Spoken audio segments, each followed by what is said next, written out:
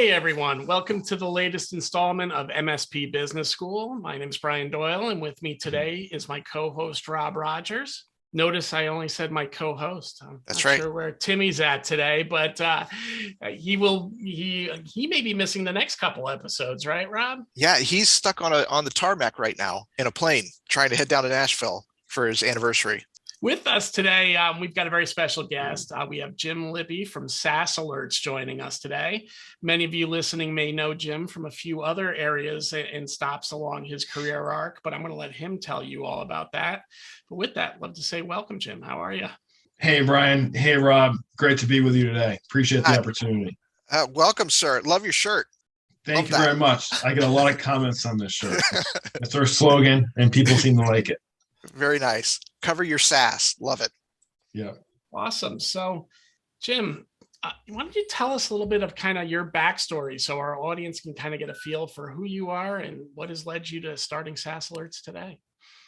Great. So I started in the managed services industry back in 2003.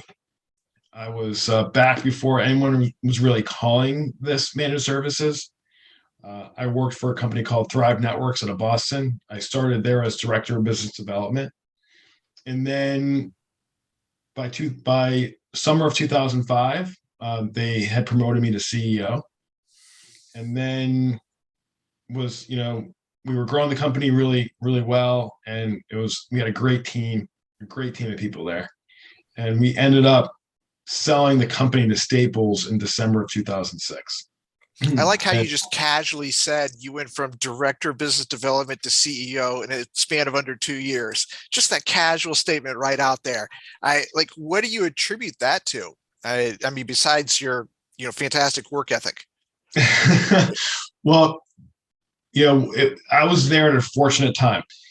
We were a young company when I started. I think I was a 24th employee at Thrive. And managed services was just starting to take off, and we had a fairly young overall exec team. And I had a background in organizational development consulting, right? So with a less experienced team and with high growth, I was able to leverage some of the principles I had learned on the organizational development consulting side, and I think that gave my fellow execs a fair amount of confidence in my overall ability to manage the business and manage the growth that we're going through. And again, we had a fantastic team. So we, at the time, we were going through a transition, and the board decided that they wanted to, give me a shot to become CEO. And it was a fantastic opportunity, and one that really changed not just the trajectory of my career, but also my life. And, then, it was not that long after I became CEO that I started having conversations with Staples. And they were looking to get into the managed services realm. And I'll never, Jay Baitler was the executive vice president at Staples at the time. And he felt like Staples needed to get beyond just selling paper and pencils. They needed to be able to actually service things that required plugs, he called it. And he was a real champion and believed in what we were doing. And I said, look, you should do more than partner with us. You should buy us.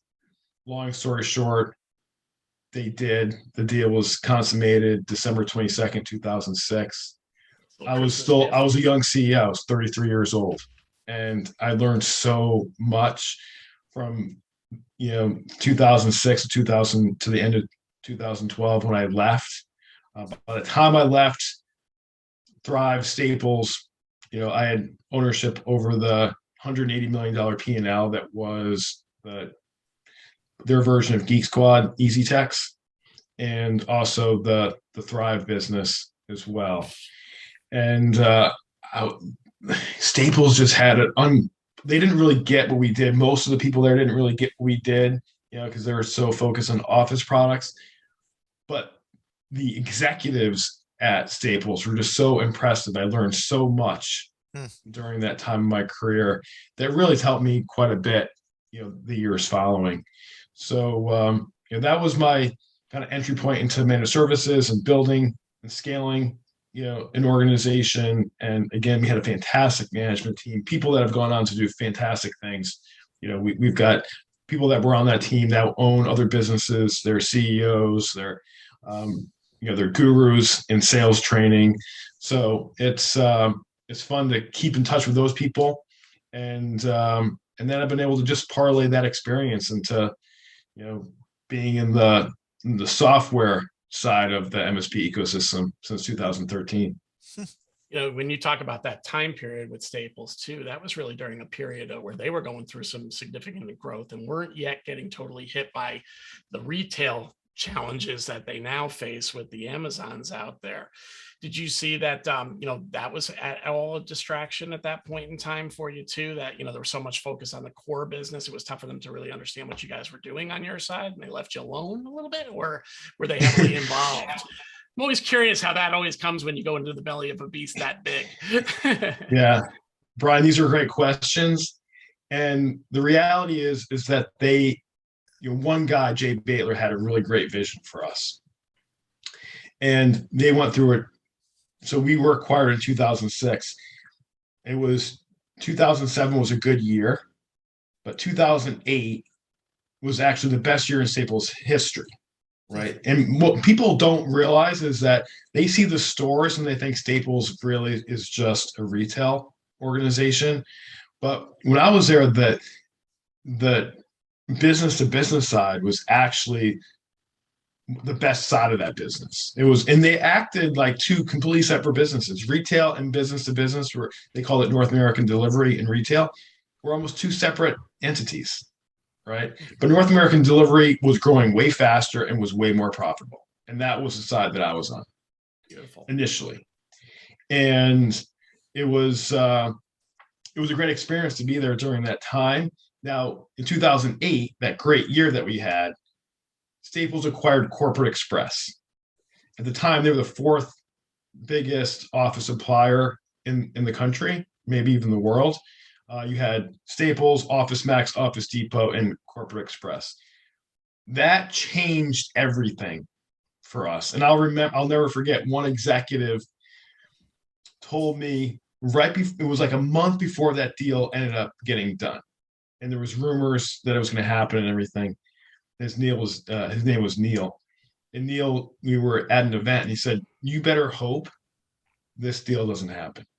I said, "Why?" He goes, "Because it's going to take the entire organization to focus on the integration associated with that acquisition that you're no longer going to get any sort of attention."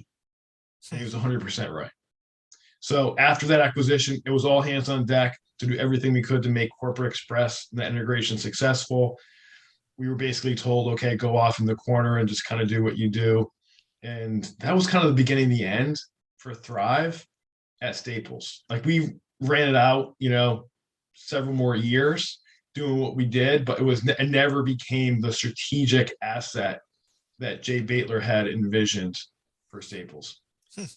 Yep, and I bet you there's a lot of MSPs that are going back to that number you said a little bit earlier of 180 million under your management and saying, and that was not a success story.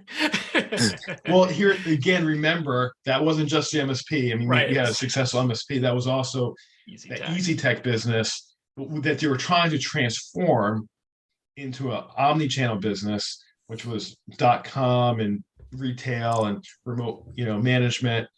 But what Staples considered technology back then was like people coming in with a tape drive and asking them to burn it to a CD.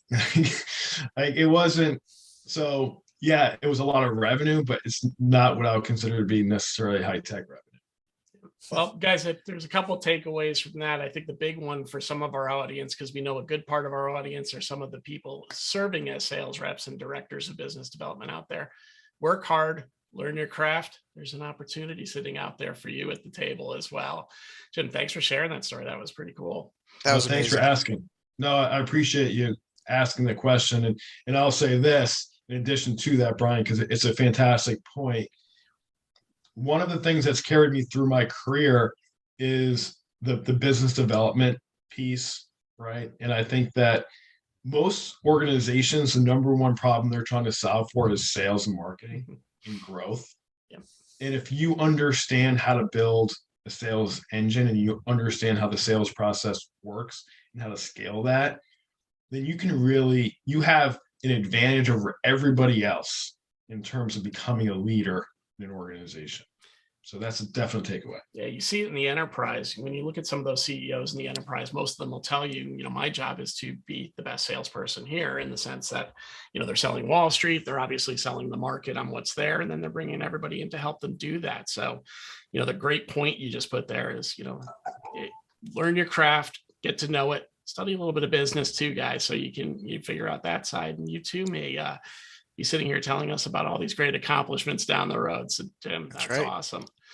But maybe let's transition a little bit into what you're doing today, because you are doing some really cool stuff that really can benefit the MSPs and put some money back in their pocket. So why don't you tell us a little bit about SaaS Alerts? Yeah, so I started at SaaS Alerts January 20th, 2021. So it's just been over a year now. And I was at Kaseya as GM and Senior Vice President 4.5 years previous to that, which was also a great experience, there through a lot of growth. And right now we're solving for a lot of problems that MSPs, I think, are trying to tackle, which is all around the evolution of the market and ultimately how the small businesses MSP service today, how they're doing things differently from a tech perspective, right? And ultimately how now the MSP industry needs to basically catch up and be able to service those technologies. So I ask people all the time, what are the number one applications your end users are using every single day, right? And the answer always comes back, well, Office 365 for most MSPs, right? People in there all day, every day. I don't know about you guys, I am. Oh yeah. Even back when I was at Kaseya, I was in, primarily 2 applications all day. It was 365, it was Salesforce. And then, from there, it's, okay, how can we, from 365, that's the number one application that people are using. Then how are you helping secure that application? We all put RMM on devices, right? What are we doing to better manage 365, which everyone will say is the number one application people are leveraging today? So that's ultimately what we do as SaaS Alerts. We allow the MSP to protect and monetize the SaaS applications their customers are using. We do user behavior monitoring around those applications. So 365, Google Workspace, Salesforce.com, Slack, Dropbox. We're starting to monitor now for some of the MSP tools, specifically like IT Glue and Ninja RMM. And we're doing that because, the old model for an MSP was, I'm going to manage the infrastructure a customer has that's on-prem. Applications are going to live on that. People are going to access those applications with company-owned devices and company-managed networks. But this evolution we've been talking about, right? Now you've got small businesses, users moving to SaaS-based applications. They're accessing these applications off of web browsers, many times off of, personal devices on home or open networks. And that leaves a huge security gap. Like, the traditional tools that have been in place for a long time do not allow the MSP to properly manage and secure those applications and those users. So I'll never forget, I had a conversation a year and a half ago or so at this point, maybe 2 years ago, with an MSP when I was at Kaseya, and he was going through the normal stuff like, I support 4,000 users. I've got 900 servers under management. This time last year, I had 1,200. I did Meraki switches, but I'm like, wait a second, can we go back a sec? You said you've lost 300 servers under management in a single year? He said, yeah. I said, whoa, like, why? How? He said, a lot of my customers are moving to SaaS-based applications. I said, well, what are you doing about it? He goes, I don't know. What can I do about it? And then I was presented with this opportunity to come to SaaS Alerts. And I remembered that conversation. And it drove me to take the opportunity And, at the time when I started in January, we had 10 MSPs on the platform, and it was beta. We went GA literally the day I started. And now we have 377 MSPs. Awesome. Jeez. Just over a year later, over 100,000 users in the platform. And I believe that we're growing so fast is because MSPs recognize that this is now what they need to be doing.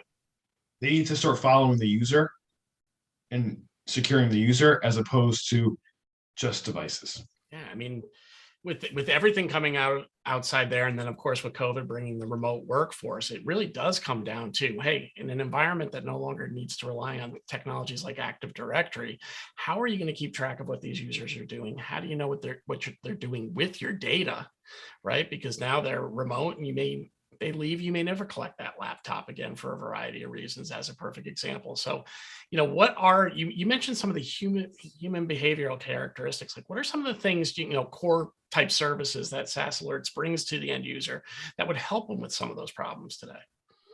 Yeah, so let's think about some use cases. So someone gets phished, and now a bad actor has legitimate credentials to their 365 instance, right? So now they're logging in. Most MSPs, unless they're monitoring that, they don't know when a bad actor is actually logging in with legitimate credentials from somewhere they're not supposed to. Right. So we alert when that happens. One of the first things a bad actor will do is they'll they'll change email forwarding rules. That's something else that obviously we monitor for. We monitor over 130 different events. Right. I was going to say, you can see that bad actor just getting that little egress in. There's a lot of company data that's actually accessible. We think about email, but SharePoint files, OneDrive files, shared resources in that manner, especially now that, even the MSPs are living out of it with, most of their teams in Teams all day long, right? Oh, it's crazy. I mean, once they get access to 365, they can pretty much go anywhere. Yeah. What people don't realize is like the SolarWinds breach, 365 had a lot to do with that SolarWinds breach, but Microsoft has done a really good job of whitewashing that. Guest user accounts. This is a runaway problem that we've found that no one is talking about. So we've got approximately 120,000 guest users, 120,000 licensed users on our platform, meaning that you got a person, Robb, is associated with a 365 license, right? Right. Guess how many guest user accounts we have for those 120,000 users? Oh no. Is it a 3x number? 54,000. So it's at almost half. Now it's funny, when you talk about that, I walked into a few clients that only had 6 employees, and then they would have almost 3x the guests, over the years, because they would really just be capturing their accountants, anybody that they needed to give some external access to inside of there, and no idea, oh, that guy's still in there. Right, exactly. Someone they needed to give access to for a week or two, and they just never got rid of it, or someone they need to give Teams access to. They create resources like a conference room, right? Here's a problem with those accounts. No one puts MFA on them because they're not tied to a quote unquote user, right?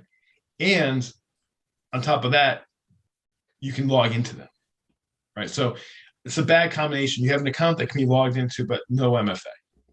And there's a lot of these accounts out there.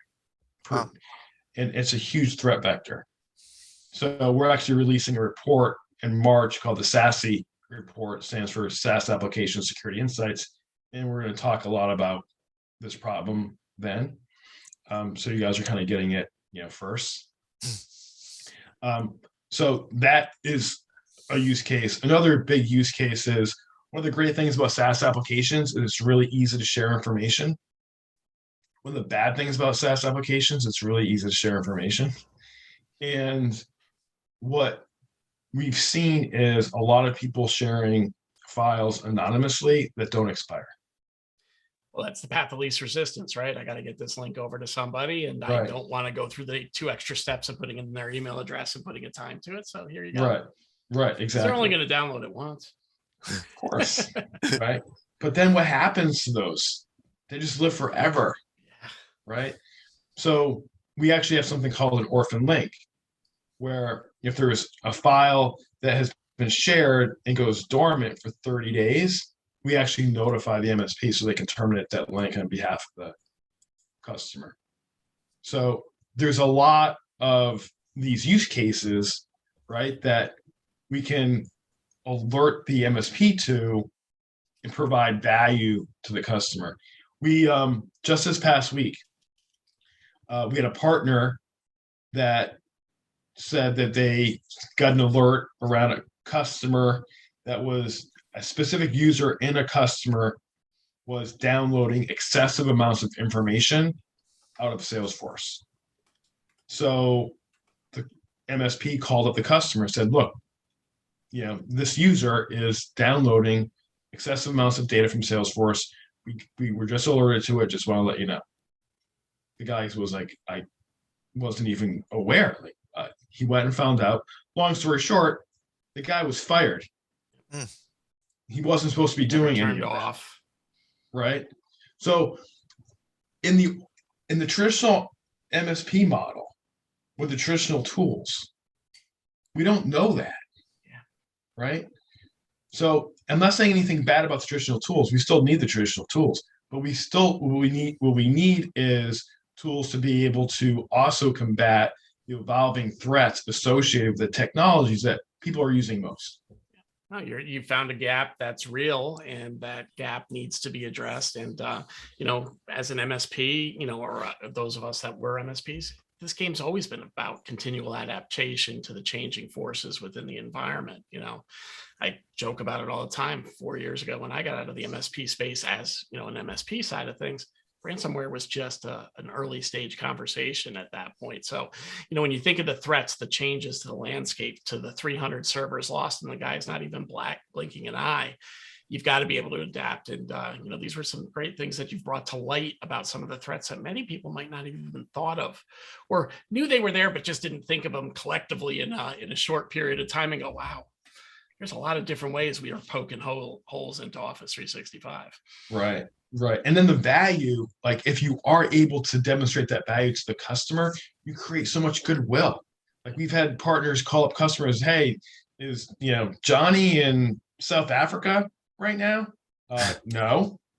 Okay, well, someone with Johnny's credentials is logging in from South Africa. So you might want to check on that. Like when they realize that you actually have that level of insight into their business, they're like, wow, these guys got me covered, and that's ultimately what we've been striving for, I think, as MSPs for so long, to get people to understand and appreciate the level of work that we do for them.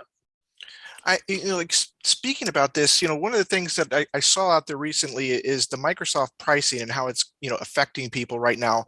Like, what are your thoughts with, that whole thing going on right now? Yeah, I just wrote a blog about it, Rob. It's a great question. Thank you for asking it.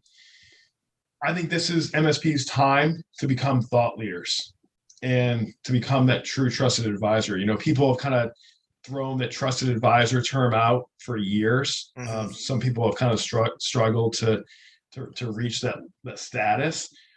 But Microsoft licensing is extremely complicated, and it's almost like they're trying to make it confusing for people, even IT folks, right? So helping your customers understand what's going on, and then ultimately how you can help them right size their protection and right size their costs associated with this at the time when prices are going up, I think is a massive opportunity for MSPs. We actually hired an independent product marketing company to come in and do an analysis of our product and the Microsoft license types. And one of the things that we feel confident in saying is, if you pick the right size or the right license type for a customer, the right product plan, add SaaS Alerts in for $3, you can essentially right size the protection around 365 and also show the customer savings relative to what other security options are out there for a lot more money. Right. So if you can show the customer, hey, look, I can save you $11 or $32 per user per month by right sizing your protection around 365, but making this whole price increase palatable for you. I think MSPs have an unbelievable opportunity here to make themselves look really, really good in the eyes of their customer. So we're pushing that in terms of educating folks. In the month of February, we're doing a bunch of webinars on February 8th, 15th, and 23rd on this exact topic. And people are walking away, Rob, with a calculator that takes them through all of the plans and the math, does a feature comparison on all the different license types based on the one that you've selected for them. And we're giving you marketing materials on how you can take that $3 plan to your customer and put $2.50 of incremental profit margin in your pocket. So 2 questions. We're coming up to the end of our time here, Jim, but I got 2 questions for you. Where can people get that calculator if they don't make it to the webinar, right? Because that's a pretty powerful piece for people.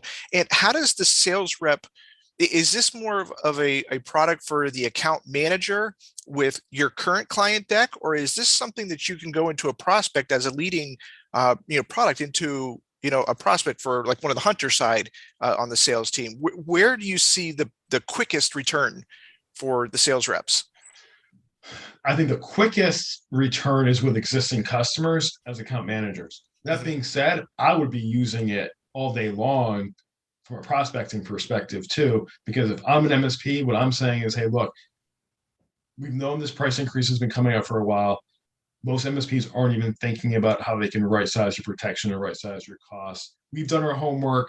We know that there's third-party product that can do a lot of great things around 365, and we don't think Microsoft should be policing Microsoft. So it's an additional layer of protection. Is your existing provider doing this? They're probably going to say no because they're probably not doing it, right? That's a great foot in the door now. I like it. And to come back to your original question about the calculator and the marketing materials and the comparison charts, for instance, like another thing we're going to be giving people is the Zoom Teams comparison chart, right? So one of the things that we found, because we can see this in the application, is that the number one foreign application that people are using their 365 credentials for is Zoom. So Zoom does pretty much all the same stuff as Teams. So you now know this, you're armed with this information. You can go into the customer and be like, do you know that you have 10 licenses of Zoom in your company, but you're also paying for Teams? We can help offset the cost of Teams, or excuse me, offset the increase in Microsoft 365 by getting rid of Zoom.